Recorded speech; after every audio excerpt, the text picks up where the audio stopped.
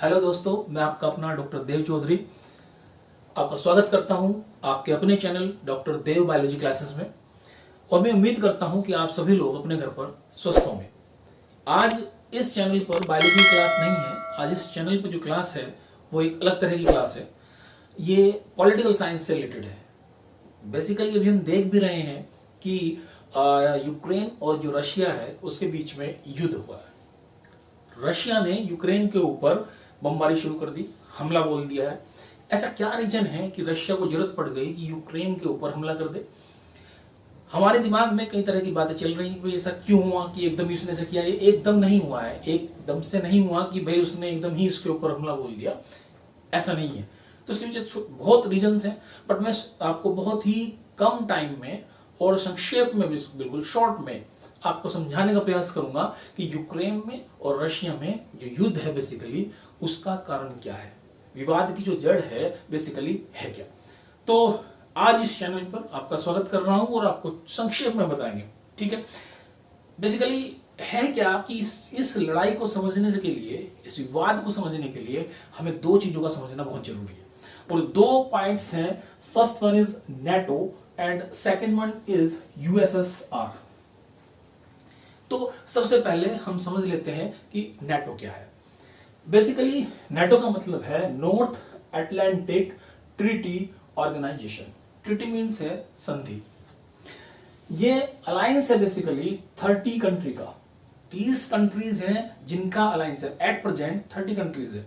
ये अलायंस है किसका? देखो, नॉर्थ अटलांटिक ओशियन, तो alliance of 30 countries that border the north Atlantic ocean. North Atlantic ocean के बॉर्डर पर जितनी कंट्रीज लगी हुई है बेसिकली उनका अलायंस है। उसमें 28 यूरोपियन कंट्रीज है और जो दो है वो नॉर्थ अमेरिका से है। ठीक, अब ये समझने की बात है कि ये जो अलायंस है बेसिकली वो किसके बीच में है?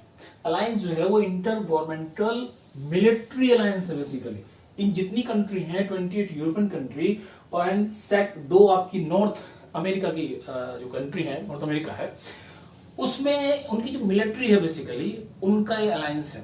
ये क्यों किया गया, क्यों बनाया गया, इसका हमें ये समझना है बेसिकली। जब ये बना था नाटो तो तब इसमें 12 कंट्री थी, तब 30 कंट्री नहीं थी। एक्सपेंशन होते होते आज की डेट में ये 30 कंट्री हो गई है। और मेन रीजन यही है कि रशिया इस चीज से चिढ़ा हुआ है। रशिया को ये पसंद नहीं है कि नाटो का एक्सपेंशन हो। क्यों पसंद नहीं है वो भी देखेंगे। तो मेन चीज क्या हुई कि नाटो है नॉर्थ अटलांटिक ट्रीटी ऑर्गेनाइजेशन, जो कि अलायंस है 30 कंट्रीज का, जिसमें जो नॉर्थ अटलांटिक ओशियन के बॉर्डर पे है अधिकतर। और ये इंटर गवर्नमेंटल मिलिट्री अलायंस है। ठीक है, और फॉर्म हुआ था ये आपका जब वर्ल्ड वार सेकंड खत्म हुआ तब ये फॉर्म हुआ। 1945 में हो गया था world war, second world war जो फिनिश हुआ आपका खत्म हुआ वो तब हुआ। पर 4 अप्रैल 1949, 4 अप्रैल 1949 को नेटो के ऑर्गेनाइजेशन की स्थापना हो गई, नेटो बन गया। ठीक है, इसको वाशिंगटन ट्रीटी भी बोलते हैं क्योंकि वाशिंगटन में इसकी जो पूरी प्रक्रिया जो थी वो वाशिंगटन डीसी में कंप्लीट हुई थी, इसलिए इसको वाशिंगटन संधि या वाशिंगटन ट्रीटी भी बोलते हैं। ठीक है, इसका जो हेडक्वार्टर है वो ब्रसेल बेल्जियम में है। ठीक है, लास्ट जो मेंबर है इसका वो आपका है नॉर्थ मैसिडोनिया, जो कि 27 मार्च 2020 को इसमें ऐड किया गया, रिसेंटली ऐड किया गया। लास्ट जो है आपका वो ये है नॉर्थ मैसिडोनिया। ये नॉर्थ मैसिडोनिया जब नाटो में शामिल हुआ तब भी रशिया ने बहुत कुछ नाटो के सदस्यों को कहा था कि ये आप बहुत गलत कर रहे हैं, तब भी इसको दिक्कत हुई थी।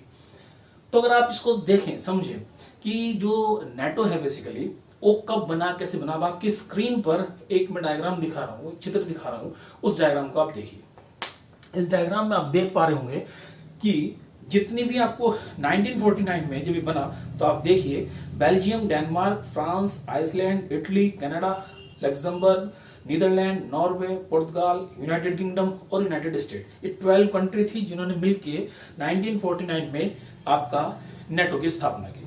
फिर 1952 से एक्सपेंशन फिर हुआ 1990 तक और 4 कंट्री फिर इसमें ऐड हुई। 1999 में फिर एक्सपेंशन हुआ, 3 कंट्री शामिल हुई। 2004 से 2009 तक फिर एक्सपेंशन हुआ और ये कंट्री जितनी आपको दिख रही है सारी, फिर ये भी उसमें शामिल हुई। और 2017 से 2020 तक आपकी 2 कंट्रीज में शामिल हुई है, ठीक है। एक तो है मॉन्टीनेग्रो और नॉर्थ मैसिडोनिया, जो लेटेस्ट है नॉर्थ मैसिडोनिया।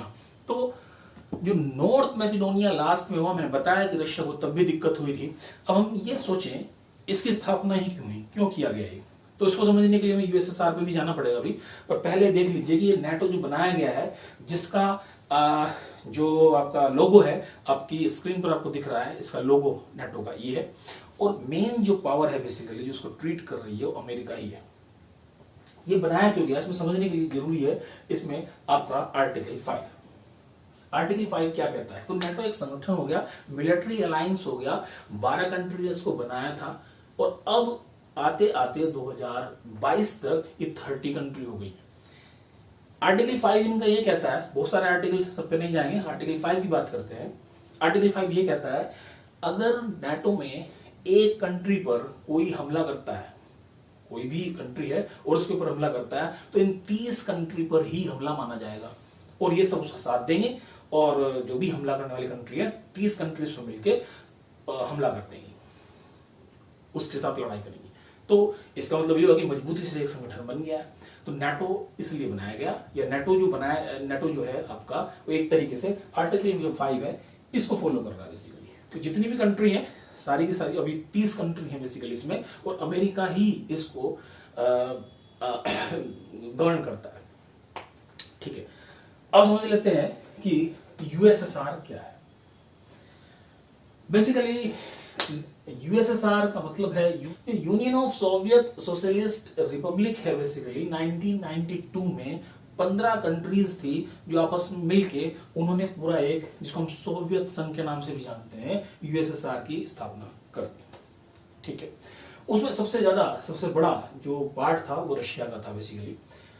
पर यहां एक चीज समझनी होगी, जब सेकंड वर्ल्ड वार जब आपका हुआ 1939 से 1945 तक, इस सेकंड वर्ल्ड वार को, इस सेकंड वर्ल्ड वार में जो कंट्री उभर कर आई वो थी आपकी USA, France, UK and USSR. ये 4 कंट्री थी। और ये माना जाता है कि जो यूएसएसआर है उनके जो लोग हैं वो ज्यादा उसमें मारे गए, या इनका ज्यादा योगदान है, ऐसा कहा जाता है हिस्ट्री में, कि उन्होंने बहुत योगदान दिया इस जंग को जीतने के लिए। और वर्ल्ड वार उस समय फाइनल 1945 में ये फाइनल खत्म हो चुका था।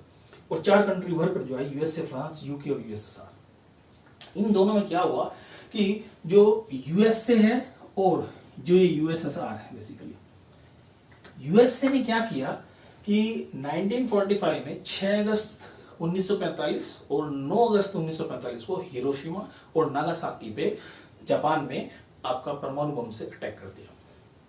परमाणु बम से अटैक किया, ये सारी दुनिया जानती है कितना वहां पे विनाश हुआ है, और अब तक भी वहां पे इतना म्यूटेशन है कि लोग सही से वहां पे जो है बर्थ भी नहीं हो पाता है उनका। तो ये बात यूएसएसआर को समझ में नहीं आई कि भाई तुमने हमारे साथ मिलकर लड़ाई करी, और लड़ाई में तुमने ये नहीं बताया कि तुमने एटम बम भी बना रखे हैं, तुम्हारे पास परमाणु बम भी है, तुमने ये चीज तुम्हें नहीं बताई थी। तो वहां से इनमें लड़ाई शुरू हुई। वो यूएसएसआर ये सोचने लगा कि भाई अब तू बड़ा बन के दिखा, और यूएसए सोचने लगा कि अब तुझे बड़ा बन के दिखाना। और 2 विचारधाराएं वहां से जन्म लेना शुरू की। एक थी कैपिटलिस्ट पूंजीवादी, और यूएसएसआर थी आपकी कम्युनिस्ट साम्यवादी। यूएसएसआर में कम्युनिस्ट साम्यवादी और यूएसए कैपिटलिस्ट पूंजीवादी, ये 2 विचारधाराएं बनी। तो इन्होंने, यूएसए ने तो यही 1945 के बाद नाटो की स्थापना कर ली, नाटो बना दिया इन्होंने ऑर्गेनाइजेशन पूरा अपना। 12 कंट्री थी, फिर एक्सपेंशन करता रहा और अपनी शक्तियों को बढ़ाता रहा।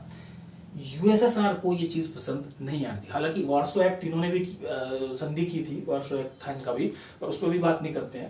पर इसे अच्छा नहीं लग रहा था यूएसएसआर को कि भाई ये जो है ये तो बढ़ता जा रहा है यूएसए। तो उसने सोचा कि अपने को ऊपर दिखाने के लिए मैं क्या करूं, कुछ ना कुछ तो मुझे इस तरीके से करना होगा।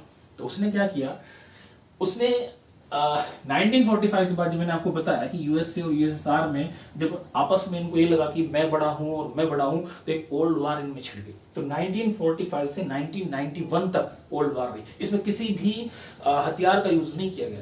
कोल्ड वॉर में क्या था कि जो यूएसए वाले थे, जो कैपिटलिस्ट थे, वो जहां भी यूएसएसआर में अपने उनके कैपिटलिस्ट थे उनको भड़काते थे, यूएसएसआर वाले इनको भड़काते थे। तो मतलब एक तरीके से वो पेपर पे जंग चलती रही। और उस जंग का जो एक जंग उसमें ये तो जंग थी कोल्ड वॉर में, इन्होंने एक चीज और करी उसमें।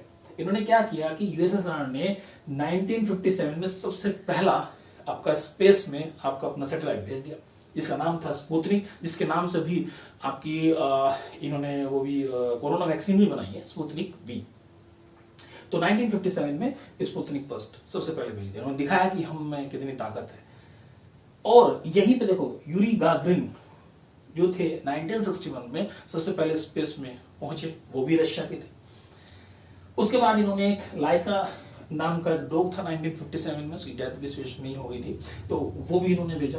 तो इन्होंने ये दिखाने की कोशिश की कि भाई USA, United state of America, हम आपसे ऊपर हैं हर चीज में, हम सबसे पहले काम कर रहे हैं। पर इनका बहुत पैसा उसमें खर्च हो चुका था और इनके पास कुछ हथियार इस तरह के नहीं थे। और ये यूएसए अपना नाटो के संगठन बना के पूरा इस तरीके से कंट्री को जोड़ के अपना पूरा बनता जा रहा है, अपनी पूरी ताकत इसने बनाई यूएसए ने। और यूएसएसआर नहीं सोच पा रहा था कि भाई ये सिर्फ इसमें था कि मुझे ऊपर बन के दिखाना है, ये उसमें आ गया थी भावना कि मुझे तो किसी भी तरीके से हर क्षेत्र में ऊपर आना है। अच्छी भावना थी, ठीक थी।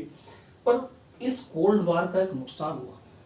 इस कोल्ड वॉर का एक नुकसान हुआ कि गोरबचेव करके आपके 1991 में ये जो आपका यूएसएसआर था, इसके प्रेसिडेंट थे।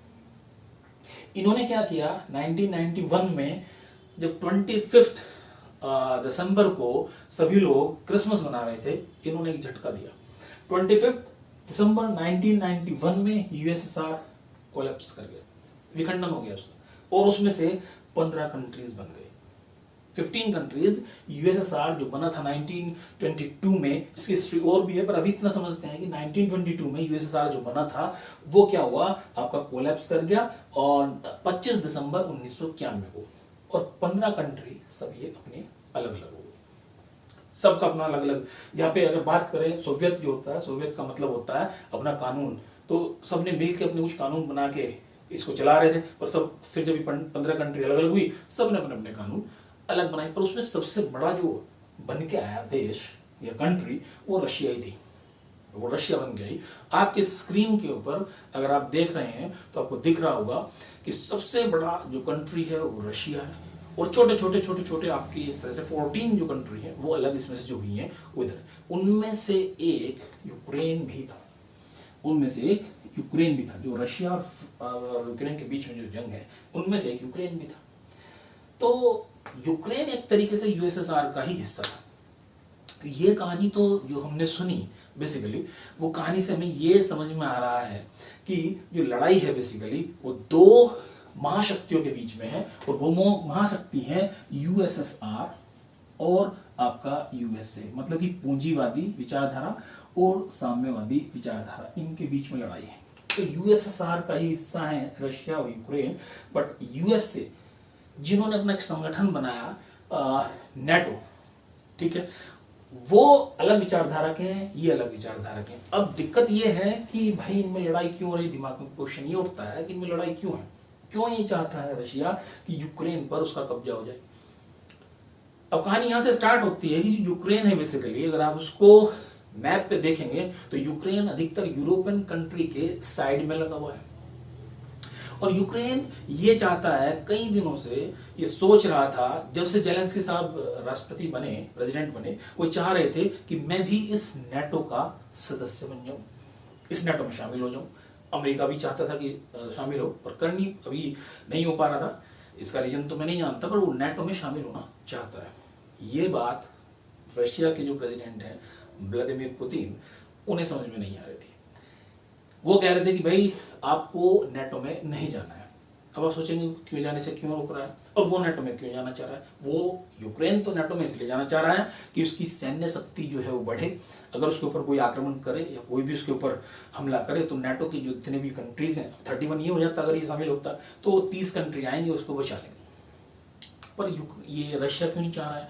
रशिया इसलिए नहीं चाह रहा है, देखो, एक तो जो यूक्रेन है इसके पास गैस के जो नेचुरल गैस हैं उसके बहुत सारे सोर्सेज हैं, ठीक है। तो ये जो सोर्सेस हैं ये पहले यूएसएसआर के पास थे, अभी सारा यूरोपियन कंट्री अपनी तरफ लेके जा रही है। तो अगर नेटो में ये शामिल हो गया तो सारा का सारा जितना भी नेचुरल गैस का रिसोर्स है और भी इनके पास जो रिसोर्सेज हैं वो सारे यूरोपियन कंट्रीज में चले जाएंगे। ये व्लादिमीर पुतिन को अच्छा नहीं लग रहा था। उन्हें इसलिए अच्छा नहीं लग रहा था क्योंकि यूएसएसआर का सदस्य भाई आप थे पहले यूक्रेन, और आप सारा का सारा उनको दे दोगे मेनली अमेरिका के इशारे पर। ये कहना है रशिया कि ये सारा का सारा सिस्टम जो है वो उधर की तरफ खिसक जाएगा। यही सोचते हुए रशिया ने 2014 में क्या किया था कि क्रीमिया एक शहर था उसमें ये कह के कब्जा कर लिया 2014 में, ये क्रीमिया तो हमारा ही हिस्सा है।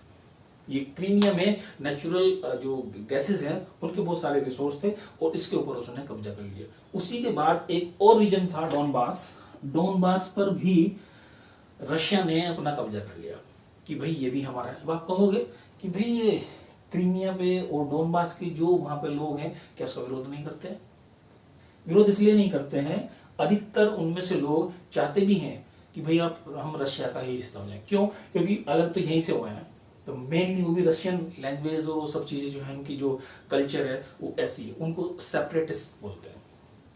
तो वो भी ये चाहते हैं। तो डोनबास को और क्रीमिया को तो पहले ही रशिया कब्जा चुका है, अपने कब्जे में कर चुका है। अब कई दिनों से ये सोच रहे थे यूक्रेन के राष्ट्रपति जेलेंस्की साहब कि मैं नेटो में शामिल हो जाऊं। रशिया के राष्ट्रपति पुतिन जी क्या कह रहे हैं? वो कह रहे हैं कि भैया आपको नेटो में नहीं जाना है। तो मैंने आपको बता दिया कि वो क्यों चाह रहे हैं कि नेटो में नहीं जाना है।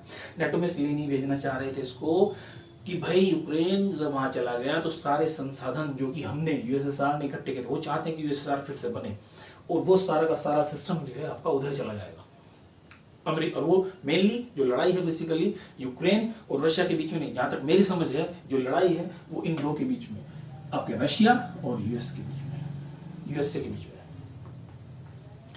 पर यहां पे बात समझने की है कि क्या नेटो अगर इसको शामिल करना चाह रहा था यूक्रेन को, तो क्या अब उसने उसकी हेल्प क्यों नहीं की, उसको क्यों मरने के लिए छोड़ दिया? तो मेरी समझ में ये चीज आती है कि आपको अपने जीवन की जो लड़ाई है वो खुद ही लड़नी पड़ती है।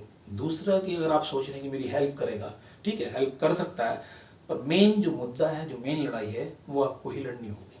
तो यूक्रेन यहां फंस गया नेटो के चक्कर में और अभी रशिया ने उसके ऊपर हमला कर दिया है और जो उसकी राजधानी है कीव उसको कब्जाने की पूरी कोशिश उसकी है। तो इस कहानी से ये पूरी जो सिनेरियो चल रहा है इसमें इसका अगर हम समरी निकालें तो मेन चीज है कि यूक्रेन नेटो में जाना चाहता था, मतलब कि यूएसए के पास। उन्हें लग रहा था रशिया को कि उसकी गोद में जाके बैठ जाएगा और अगर ये उसके पास चला गया तो रशियन जो कंट्री है, जो रशिया कंट्री है, रशिया के बिल्कुल पास यूक्रेन है, तो उसे लग रहा था कि नेटो तेरे ही जितनी भी तुम्हारी सीमाएं हैं उनके ऊपर आके सारा का सारा नेटो की जो सेनाएं हैं वो बैठ जाएंगी और आपको खतरा हो जाएगा।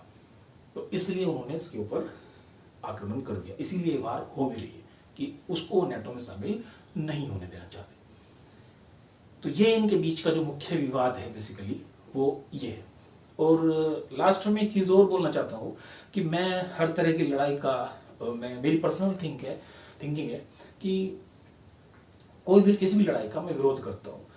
लड़ाई से किसी समस्या का हल नहीं होने वाला है। बेसिकली यहाँ पे ईगो का ही चक्कर है, व्लादिमीर पुतिन साहब की और बाइडेन साहब की, या अमेरिका कह लो या फिर रशिया, कोई भी आएगा राष्ट्रपति, उनको यह कि मुझे ऊपर जाना है। पर कोई भी ऐसी चीज जो आप दूसरे को नीचा करके दिखाने के चक्कर में अपनी कुछ इस तरह की चीज ला रहे, मैं ऊंचा दिख रहा हूँ, वो शायद कभी सफल नहीं होती। तो मेरा मानना यह है कि शायद बातचीत से कोई हल निकले, क्योंकि जो मेन है वो तो बचे ही रह जाते हैं। जो लड़ाइयाँ होती हैं उनके बीच में हो रही है, जो एक दूसरे को जानते भी नहीं है और उनकी कोई एक दूसरे से कोई रंजिश भी नहीं है, एक दूसरे को मारते हैं। जिनकी आपस में रंजिश है वो बच जाते हैं, लड़ाई के बाद में मरते हैं जो आम आदमी। तो लड़ाई इसका हल नहीं है। मेरा मानना ये है कि प्यार से ही इसका हल निकल सकता है। तो आज की वीडियो में इतना ही। अगर आपको ये वीडियो पसंद आई है तो आप मेरे चैनल को सब्सक्राइब करें और लाइक करें। और कोई चीज़ अगर आपको लगता है कि मुझे पूछनी है तो कमेंट में मुझसे पूछ सकते हैं, मैं उसका जवाब आपको कमेंट में दूंगा। तो अभी इसमें वीडियो में इतना ही और नमस्कार, धन्यवाद।